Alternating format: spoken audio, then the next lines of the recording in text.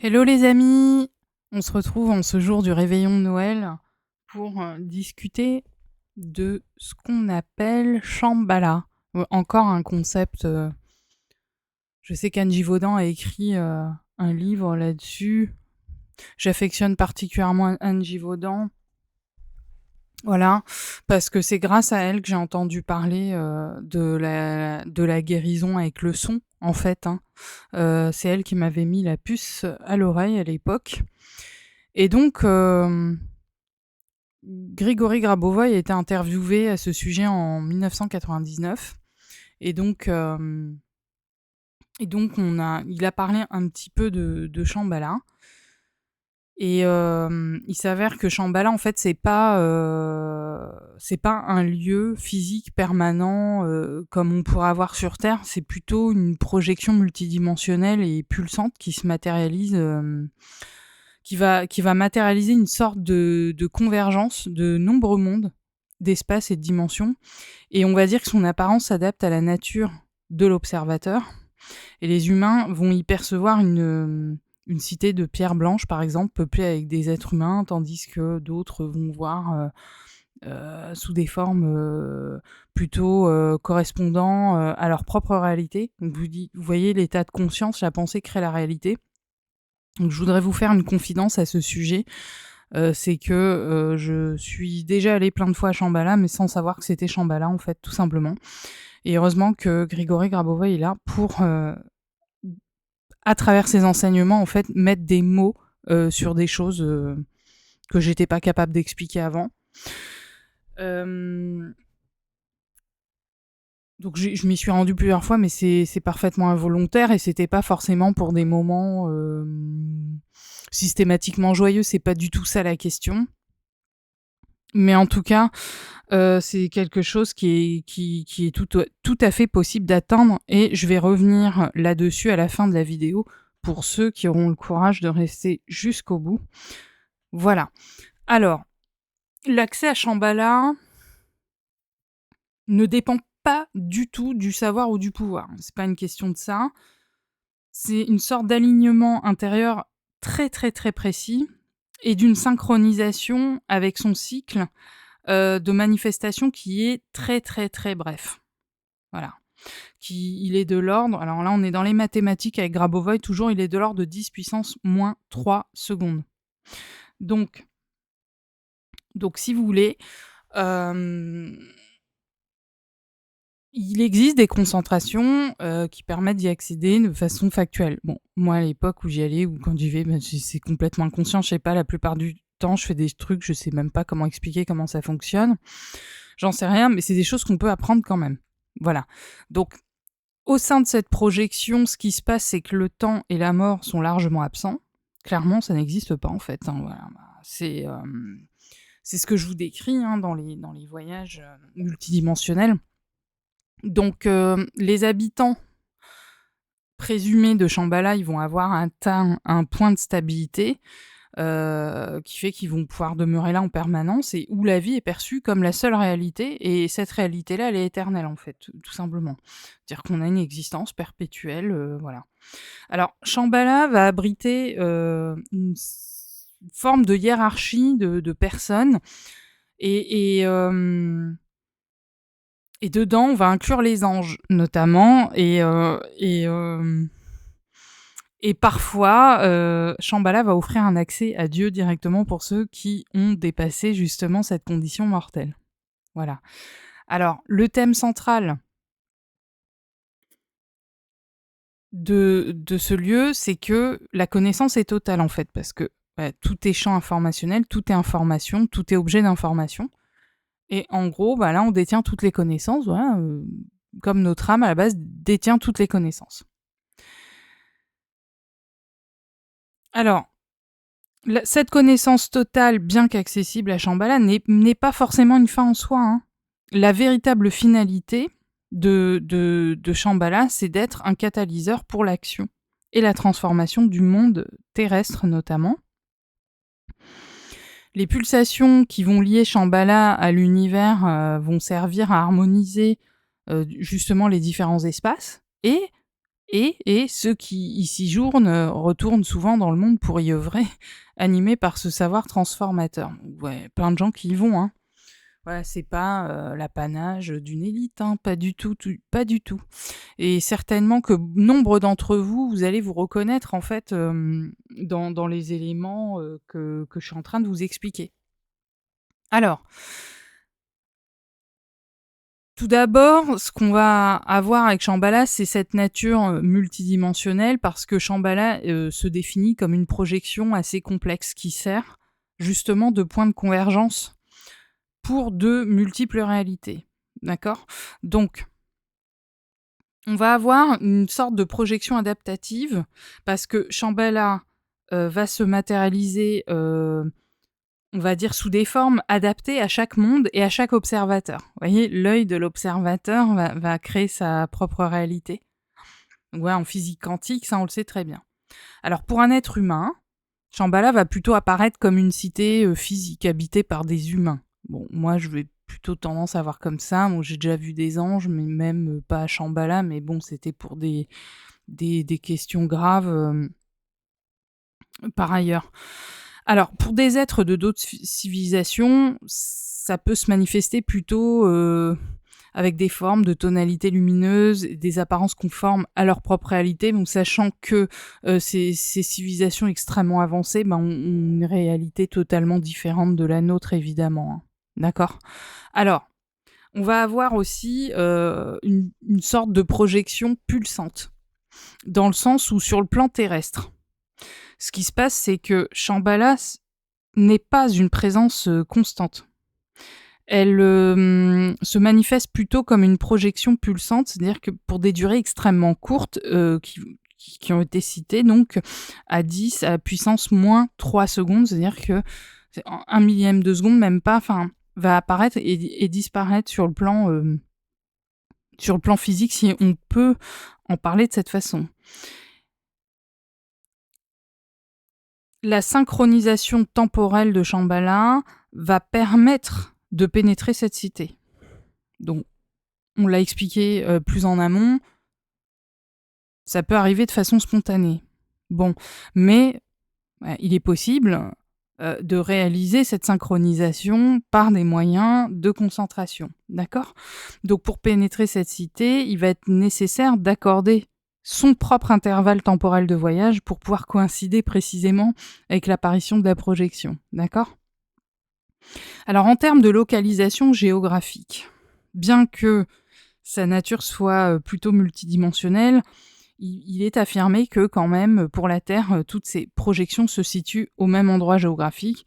Donc a priori, on dit que c'est le lieu où serait venu au monde Grigori Petrovitch Grabovoi, entre autres. Mais il faut savoir que l'endroit où est venu au monde Grigori Petrovitch, c'est l'ancien empire perse, et c'est aussi les limites de l'ancien empire abbasside dans la région du Khorasan.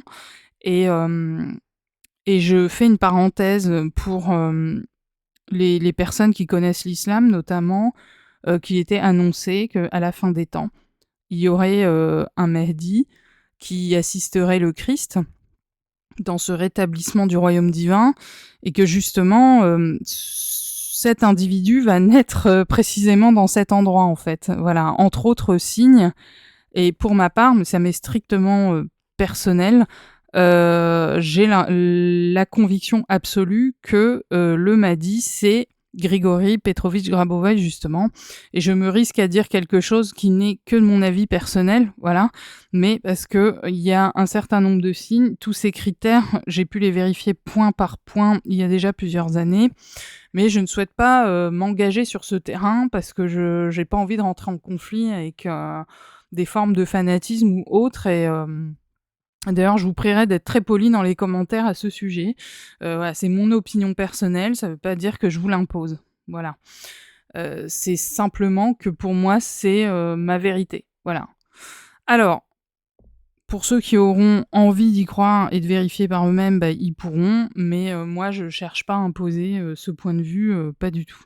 Bon, alors, par ailleurs, tout ce qu'il nous propose comme résultat, résultant de ces enseignements, justement, c'est précisément ce qu'on est censé avoir dans les temps du Mahdi, justement, où il y aurait plus de pauvreté, plus de maladies, heu, plus de famine, plus de guerre, plus de conflits entre les animaux, et cetera. Mais voilà, fermons la parenthèse.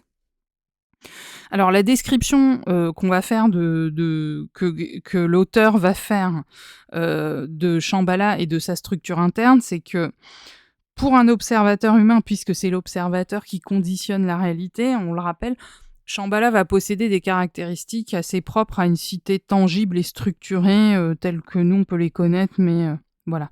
Donc son apparence physique, va être plutôt, une cité qui va être, avec des murs de pierre blanche, voilà, de vraies rues par exemple, de vraies personnes, et cetera, ou plus. En termes de lieu de rencontre, c'est une cité qui va abriter des lieux, assez spécifiques tels que, ces fameux bâtiments blancs avec de grandes arches lumineuses entre autres. Donc moi il y a pas longtemps, j'ai fait un rêve, comme ça. Bon, c'était personnel, je vais pas raconter, mais il y avait, ces fameux bâtiments-là et ça arrive très, très régulièrement. C'est juste qu'avant je ne savais pas ce que c'était. Voilà, je vais vous expliquer maintenant que grâce à quoi, j'ai obtenu ces connaissances et comment vous pouvez faire pour accéder à ces endroits-là. Voilà. Alors, il va y avoir quand même des rencontres physiques entre humains et avec des anges aussi, c'est possible, vous voyez? Donc dans ces lieux, les anges, ils conservent tout à fait leur forme complète, hein. Ils ont des ailes, dans le dos. Bon, il faut savoir que les humains aussi peuvent avoir des ailes. Il faut se référer à un autre ouvrage, de Grigory Grabovoï qui en parle. Hem, Si ça vous intéresse, laissez-moi un commentaire, on essaiera de faire une vidéo, sur ce passage très précis. Alors, ces espaces, ils sont décrits comme n'ayant pas du tout de fin visible, effectivement, hein, et une fois qu'on y pénètre, on a l'impression que ça ne se termine jamais. Et j'ai vu plein de fois en rêve lucide des endroits comme ça qui ont généré des libérations majeures, le lendemain. C'est-à-dire que, ouais, de se libérer de situations, mais complexes, assez inextricables. Enfin bref, voilà, donc voilà, c'est donné à tout le monde, faut pas s'imaginer que, c'est un truc exceptionnel, voilà. Je tiens vraiment à insister, sur ces points-là, parce que, l'ego spirituel, moi c'est pas ma tasse de thé, très honnêtement, et qu'on est tous capables de faire ces trucs-là, point, voilà. Mais plus on va confronter, nos expériences et plus on va être capable de les faire justement. D'où, l'importance de suivre les enseignements et de témoigner. Parce que c'est grâce au témoignage qu'on enseigne, aux autres, la même capacité de procéder. On transmet les informations en temps réel, les compétences. Alors, en termes de hiérarchie, spirituelle, si on peut parler d'hiérarchie, il va y avoir quand même une organisation entre les êtres, d'accord? Donc on va avoir, par exemple, les habitants. Les habitants, ça va être une population mixte qui va être composée, d'êtres, très avancés et d'autres qui vont être en apprentissage. Enfin voilà, c'est comme un peu le reflet de la société humaine, qu'on a. Il va y avoir les anges et ces anges-là, ils peuvent être rencontrés physiquement, carrément, hein. Et puis on peut converser, enfin les humains et les anges peuvent converser entre eux, en fait. Vous voyez? Donc les conversations, une conversation avec un ange va plutôt être décrite comme quelque chose qui apporte une compréhension, une solution immédiate, qui va faire cesser l'existence des questions avec les gens qui vivent des EMI, des trucs comme ça. Ouais, on est tout à fait là-dedans, en fait. Vous voyez? Alors quand je dis EMI, c'est expérience de mort imminente pour ceux qui n'auraient pas saisi l'abréviation.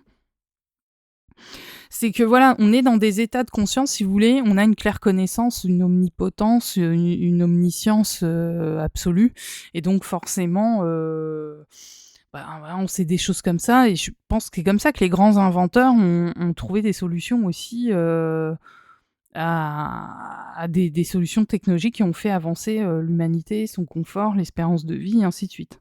D'accord? Voilà. Alors, il va y avoir encore des êtres,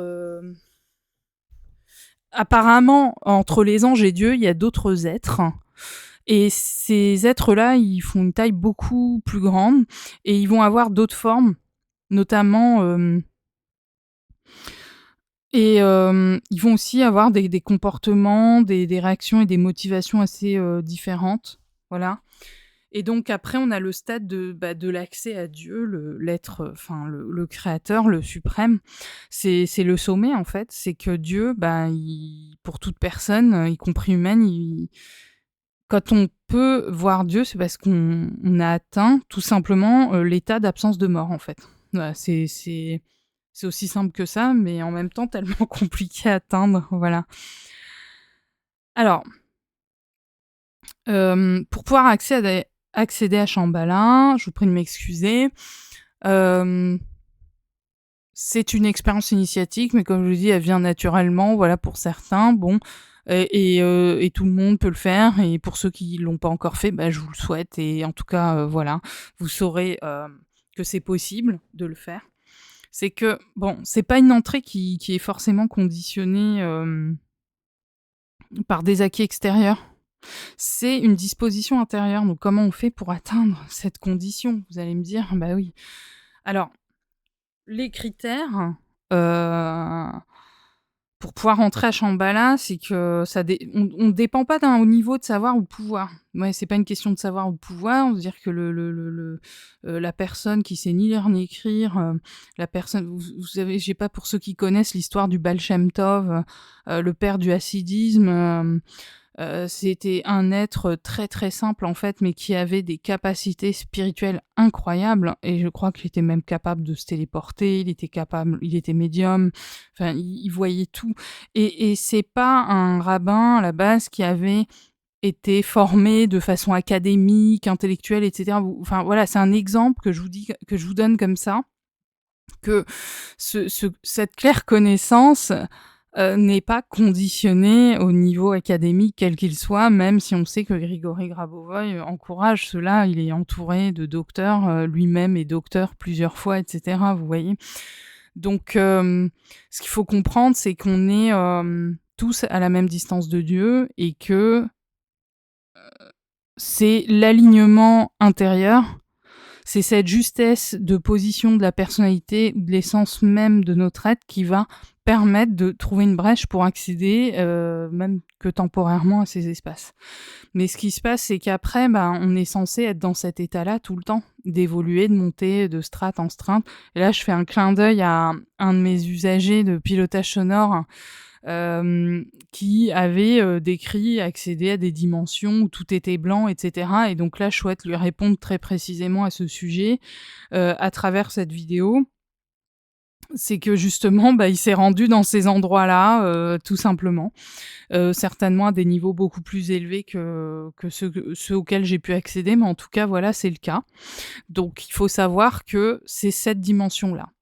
Alors, le cheminement intérieur dans toute cette histoire, c'est le parcours à travers, ces fameux niveaux, entre guillemets «hiérarchiques», parce que moi j'aime pas tellement ce terme. Déjà, je l'aime pas dans le monde de l'entreprise, alors, je l'aime pas non plus, sur le plan spirituel, voilà. Mais, c'est un cheminement intérieur, en fait, qui fait justement qu'on monte de niveau, petit à petit.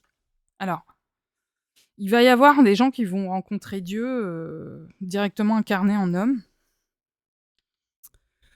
Donc voilà, je vous laisse être gentil pour pas être agressif, hein, par rapport à ces notions, par rapport à ces concepts. Donc ces personnes-là, elles vont parcourir intérieurement cette hiérarchie, que ce soit pour leur propre transformation, parce qu'ils sont déjà illuminés tout simplement. Donc en gros, c'est vraiment un état de conscience, voilà, et qui peut changer, vous voyez, d'une seconde à l'autre, on l'a compris. Alors les concepts du temps, de la vie et de la mort à Shambhala, c'est que dans cette réalité existentielle à Shambhala, on va transcender complètement les concepts terrestres de temporalité et de finitude. C'est-à-dire qu'en fait, il y a rien qui se termine. Donc déjà, si les bâtiments, ils se terminent pas, en fait, il y a pas de temps, il y a pas d'espace, limité, il y a pas de fin. Hem, cette absence de temps, c'est que le temps, il est complètement absent dans la plupart des projections. Ouais, c'est des états que je vous ai décrits dans d'autres, sujets. Pas de temps où tout est entremêlé, en fait. Passé, présent, futur, tout est en même temps. Il va y avoir cette absence de mort, ça veut dire que les habitants, n'ont même pas conscience de la mort, un peu comme quand on est enfant, on sait pas que la mort existe jusqu'au moment où quelqu'un de la famille part et où tout à coup cette idée s'ancre en nous, en fait.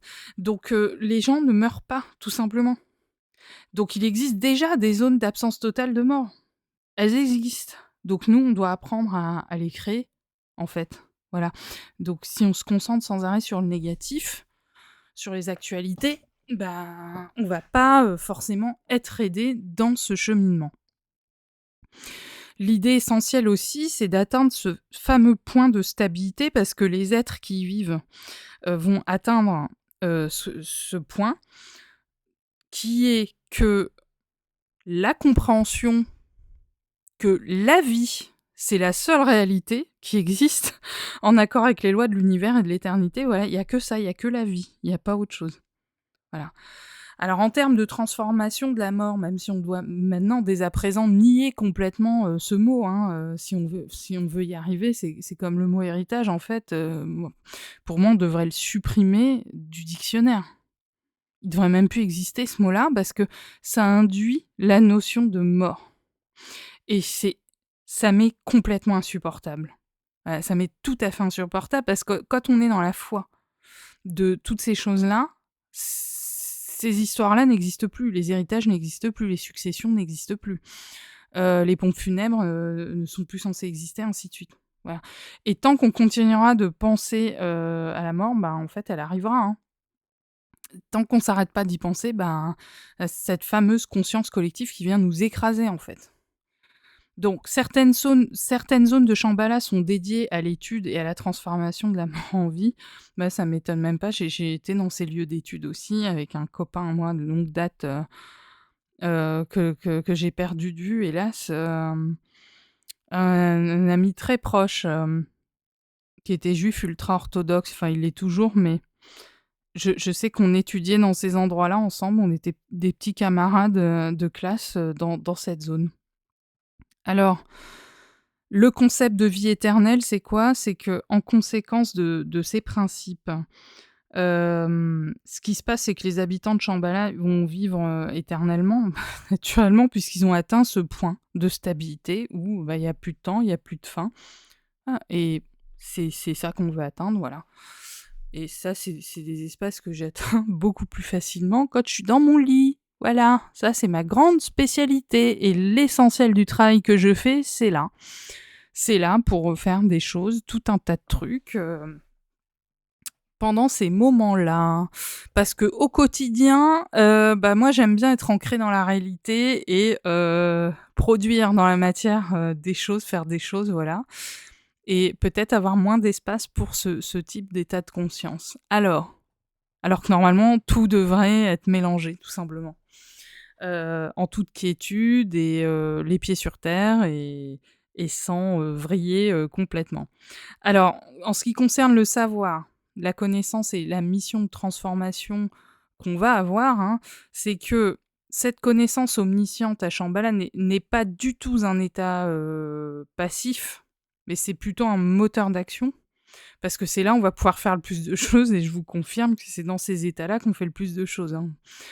Paradoxalement, je suis plus productive dans ces moments-là que dans la vraie vie, quand on se mange 4 heures de transport par jour, tout ça, et que voilà, on rame dans la matière, c'est complètement autre chose, quoi. Là, dans ces moments-là, on est capable en une fraction de seconde de traverser des continents, l'Atlantique, la totale, quoi. Bon, alors, la vision totale qu'on va avoir grâce à Shambhala, c'est que ça va nous offrir cette possibilité de voir simultanément tous les mondes. Ouais, c'est bien ce que je dis. C'est très bizarre, je sais, mais bah, je vous assure que je suis parfaitement saine mentalement, mais c'est vrai, tout ce qu'il dit, c'est vrai. C'est une expérience qui est décrite comme un spectacle d'une beauté extraordinaire, oui, mais comme je vous le dis, cette réalité est propre à chacun.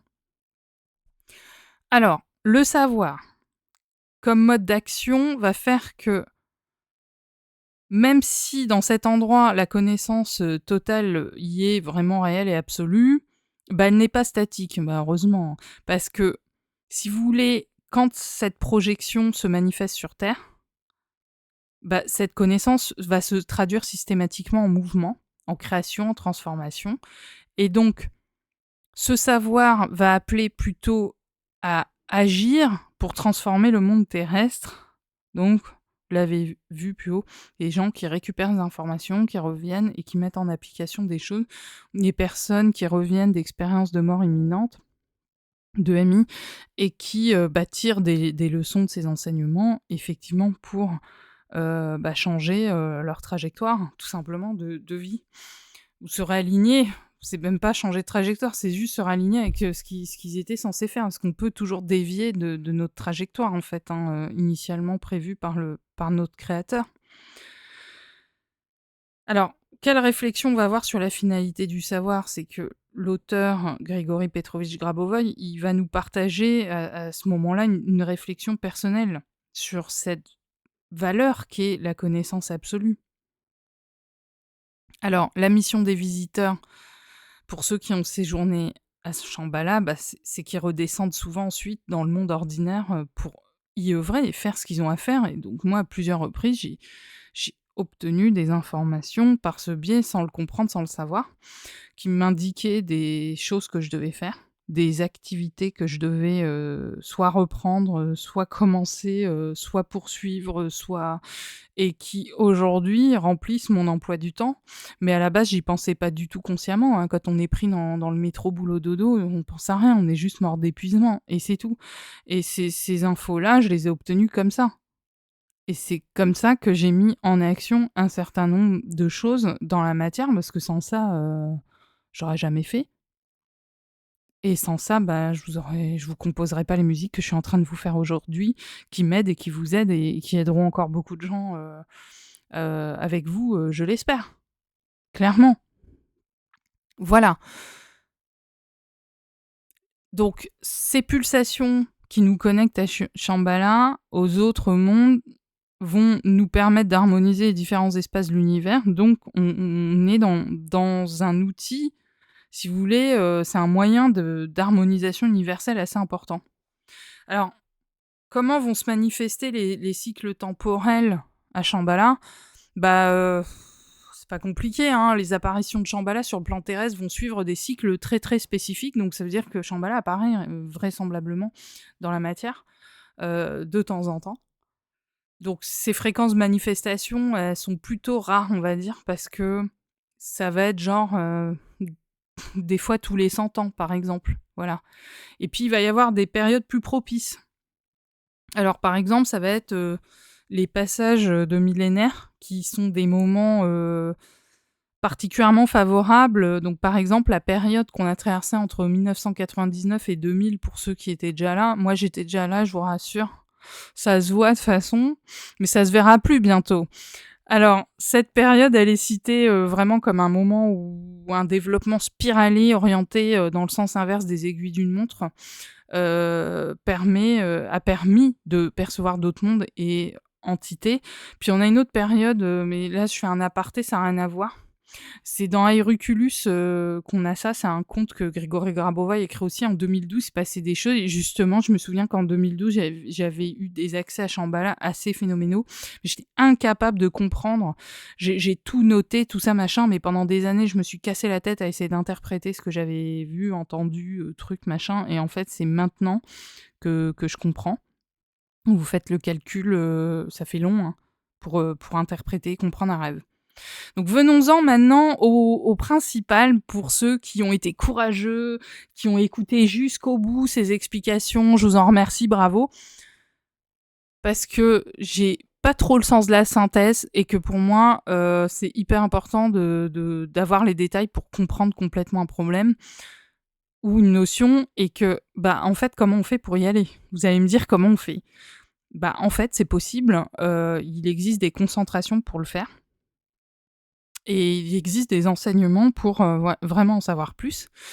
Et donc, j'avais déjà évoqué le cours de Evgenia Usikina, qui est une enseignante russe très proche de Grigory Petrovitch Grabovoï, qui donne actuellement des cours et qui en donne encore, où il est possible de s'inscrire à tout moment de l'année ou de récupérer les supports des cours précédents, donc sachant que dedans on a des replays et des documents écrits, par exemple. Donc pour ça, vous pouvez contacter Annick et je vais vous mettre en barre de description les liens concernés. Donc pour ceux qui sont très curieux d'en savoir plus sur Shambhala et qui sont très curieux de savoir comment on fait pour y aller, eh ben c'est simple, il vous suffit de s'inscrire dans ces cours-là et il faut savoir que une partie des prix des cours sont reversés pour le fonctionnement du centre Grabovoï à Belgrade. Voilà, donc moi je vous incite fortement à faire cet effort de suivre des cours académiques parce que en plus, quand ils sont dispensés par des enseignants expérimentés, on a des choses qui sont très structurées, très carrées. Puis c'est l'occasion aussi pour vous de partager vos témoignages, prendre connaissance de ceux des autres et justement de monter en compétences, tant sur le plan des connaissances, tant sur le plan que de l'effet groupe et tant sur les autres plans. Donc pour ceux qui veulent s'inscrire dans ces cours-là, moi j'ai rien à gagner là-dedans. Je suis ces cours quand je peux, parce que j'ai pas toujours le temps, j'ai plein d'occupations qui font que parfois je ne peux que regarder les replays, mais en définitive c'est super structurant et c'est des enseignants, enfin c'est une enseignante certifiée, donc fatalement elle vous délivre le cours après des années d'expérience de pratique et d'enseignement. Donc je vous mets les liens en barre de description pour que vous puissiez vous adresser aux personnes concernées si vous voulez faire un beau voyage au cœur de Shambhala. Je vous souhaite un très bon réveillon de Noël. Je vous embrasse très très fort et je vous dis à la prochaine.